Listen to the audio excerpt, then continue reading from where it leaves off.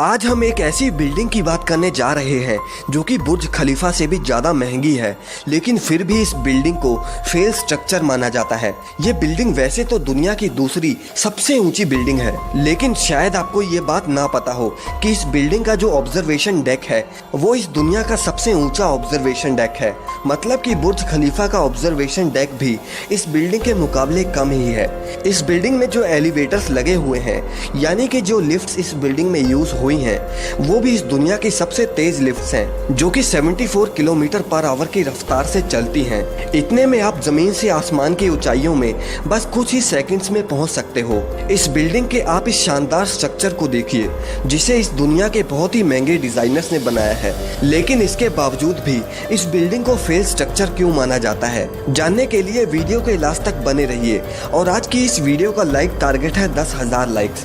अगर आपने इस वीडियो को लाइक कर दिया है तो चलिए वीडियो को शुरू करते हैं। दोस्तों, चाइना की सबसे ऊंची बिल्डिंग, जिसे 2.4 बिलियन डॉलर्स में बनाया गया था, यानी करीब करीब 17,500 करोड़ रुपए। इतने पैसों से अगर आप चाहें तो लगभग 2 बुर्ज खलीफा तो बना ही सकते हैं। ये बात आपको बिल्कुल हैरान कर देगी कि इसके बाहर जो आप ग्लास पैनल्स देख रहे हो, इसमें 20,000 ग्लास पैनल्स यूज हुए हैं, और वो सभी के सभी ग्लास पैनल्स अलग अलग शेप्स और साइजेस के हैं। 632 मीटर की इस बिल्डिंग में 128 फ्लोर्स हैं, और आपको शायद ये बात हैरान कर दे कि जहां बड़ी बड़ी बिल्डिंग्स में 10 या 20 एलिवेटर्स होते हैं, वहां इस बिल्डिंग में 114 एलिवेटर्स हैं, और वो भी दुनिया के सबसे तेज एलिवेटर्स। आप ये बात का यकीन नहीं करोगे कि ये बिल्डिंग इतनी बड़ी है कि इसमें एक साथ 16,000 लोग ठहर सकते हैं। अब आप ये सोच रहे होंगे कि अगर इसमें इतने सारे फीचर्स हैं तो फिर भी इस बिल्डिंग को फेल स्ट्रक्चर क्यों माना जाता है। तो मैं आपको बता दूं कि इस बिल्डिंग में 128 फ्लोर्स में से 50% फ्लोर्स तो खाली ही पड़े हैं। मतलब कि जहां इसमें 16,000 लोगों को ऑक्युपाई करने की जगह है, वहीं इसमें सिर्फ 7 या 8,000 लोग ही रह रहे हैं। और इस वजह से रात में तो इस बिल्डिंग की पूरी लाइट्स भी नहीं जल पाती। बिल्डिंग्स को जिन्होंने बनाया था, उनका ये मानना था कि जो पैसा उन्होंने कंस्ट्रक्शन में लगाया है, यानी 17,500 करोड़ रुपए, उन पैसों को वो 12 सालों में कंप्लीट कर लेंगे। लेकिन जैसा उन्होंने सोचा था वैसा बिल्कुल नहीं हुआ, और इस वजह से चाइना का ये शंघाई टावर अभी 12,000 करोड़ रुपयों के नुकसान में चल रहा है। और साथ ही में जो चाइना का फायर और सेफ्टी डिपार्टमेंट है, उनकी तरफ से भी ये टावर को पूरी तरह सेफ नहीं माना जाता, क्योंकि उनका ये कहना है कि अगर मान लो कि इस बिल्डिंग में 100वीं मंजिल पर आग लगी तो फायर सेफ्टी वाले इस टावर पर इतना जल्दी उतना ऊपर नहीं पहुंच पाएंगे, और इसलिए सेफ्टी भी एक और कारण है इस टावर को फेल स्ट्रक्चर कहने का।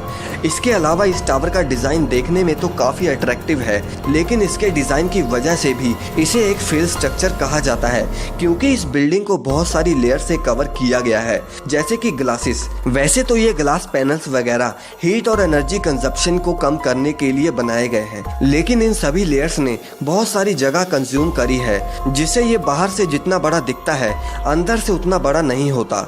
यानी कि आप सिंपल लैंग्वेज में ये भी कह सकते हैं कि जहां इस बिल्डिंग में 16,000 लोग रह सकते हैं, वहीं अगर ये लेयर्स ना होती तो इस बिल्डिंग में हो सकता था कि एक टाइम पर 25,000 लोग भी रह पाते। इसलिए इस बिल्डिंग का डिजाइन भी एक मेन रीजन है कि इसको फेल स्ट्रक्चर माना जाता है। इसके अलावा इस टावर में एक लग्जरी होटल भी खुलने वाला था, लेकिन अभी तक वो होटल भी नहीं खुल पाया। और साथ ही में जिन्होंने इस टावर में अपने ऑफिस वगैरह किराए पर लिए थे, उनमें से सिर्फ 30% लोग ही इस टावर में आए, और बाकियों ने इस टावर में ऑफिस लेने से मना कर दिया, और वो ऑफिस अभी तक खाली ही पड़े हुए हैं, जिस वजह से अभी तक इस टावर पर लगने वाला पैसा भी पूरा नहीं हुआ।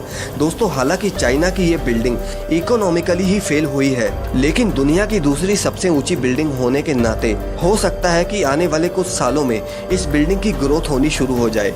वैसे आपको इन दोनों में से कौन सा अच्छा लगता है, दुबई का बुर्ज खलीफा या फिर चाइना का शंघाई टावर? कमेंट करके हमें जरूर बताइए। और वीडियो अगर पसंद आई तो इसे लाइक और शेयर जरूर करें, और चैनल को सब्सक्राइब करना ना भूलें।